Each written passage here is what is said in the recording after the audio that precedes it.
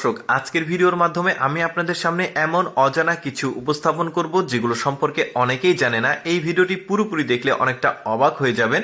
দেখুন, এখানে নতুন নতুন কিছু বাড়ি করা হয়েছে। তো এই এলাকাতে যারা নতুন বাড়ি করে তো প্রতিবেশীদের খেতে দিতে হয়। ওরা চিপস, বিস্কিট আরও প্যাকেটিং যে খাবারগুলো আছে এগুলো নতুন বাড়ির উপর থেকে ছিটিয়ে দেয়। নিচ থেকে ওরা বিভিন্ন জিনিসপত্র দিয়ে এগুলো ধরে এগুলো খায়। ব্যাপারটা কিন্তু একদমই এক্সেপশনাল।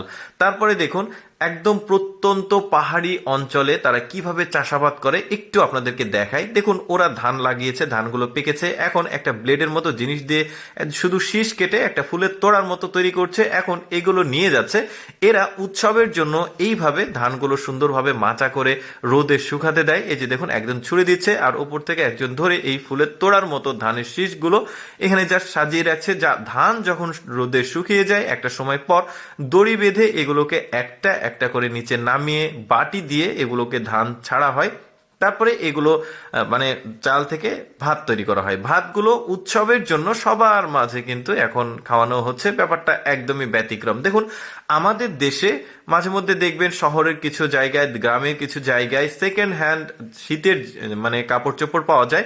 এগুলো সরাসরি চায়না থেকে আসে।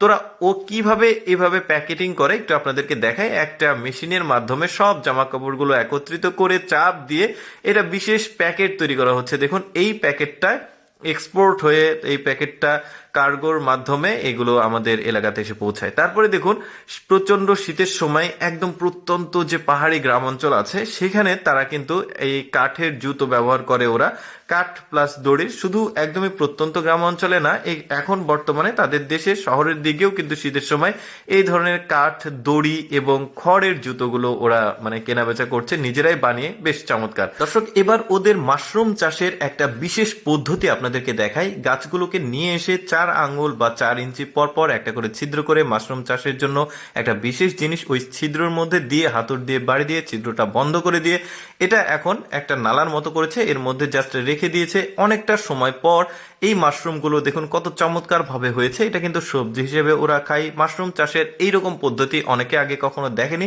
যে কারণে আমি আপনাদের সামনে দেখালাম।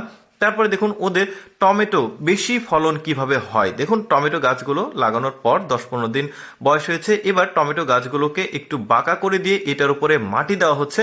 একটু প্র্যাকটিক্যালি আমি আপনাদেরকে দেখাই। দেখুন, এই যে টমেটো গাছটা যখন একটু বড় হয়েছে, বাঁকা করে দিয়ে উপরে মাটি দিল। এতে করে যেটা হয়েছে, শেকড়গুলো একটু বেশি হয়েছে, মানে উপর থেকে শেকড়গুলো হয়ে ওটা মাটির নিচে গিয়ে গাছটা একটু বেশি শক্তি পেয়েছে।